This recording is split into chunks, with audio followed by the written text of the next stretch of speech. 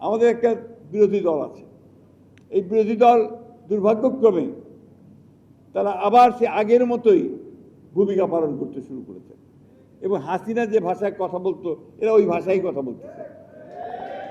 করতে দিব না, চলতে দিব না, শেষ করতে দিব না, হ্যাঁ এইসব বলতে শুরু করেছে না। টার্ম শেষ করতে দিব না, পারবে না।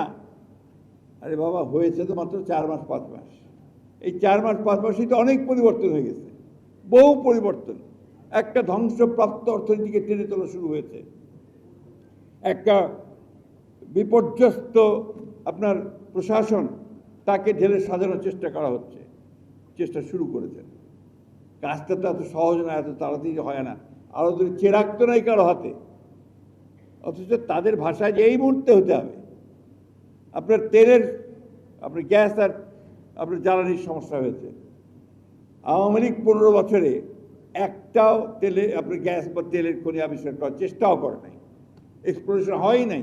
আমাদের একটা প্রতিষ্ঠান আছে বাপেক্স, যেই বাপেক্সকে দিয়ে আমরা এই গ্যাস বা তেল আহরণ করার চেষ্টা করি, খোঁজার চেষ্টা করি, কূপ খনন করে।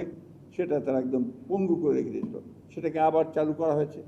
বিদেশের প্রতিষ্ঠানগুলোকে আমাদের এখানে গ্যাস খনন করবার জন্য টেন্ডার করা হয়েছে, সেগুলো আসতেছে। আপনার এই যে তেল আর গ্যাস, এটা বিদেশ থেকে আনতে হয় জাহাজে করে, এবং সেখানে বিলিয়ন বিলিয়ন ডলার খরচ হয়।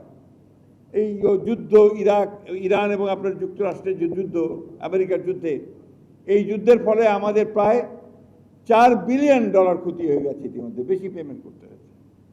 এর মধ্যে কিন্তু একদিনও আপনার তেল ছাড়া থাকেন নাই, একদিনও কিন্তু আপনার গ্যাস ছাড়া থাকেন নাই। কমেছে হয়তো, যেটা আপনার আগে 10টা পাওয়া যেত এখন তো 4টা পাওয়া যাচ্ছে, পাওয়া তো যাচ্ছে। এটা আমরা চেষ্টা করছি, ইনশাআল্লাহ অতি অল্প সময়ের মধ্যে এই সমস্যাটার সমাধান হবে।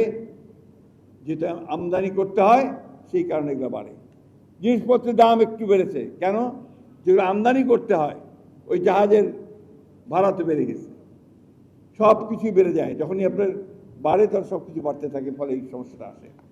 তো এইগুলো জিনিস তো বুঝতে হবে, না বুঝলে তো আপনার এইভাবে হবে না।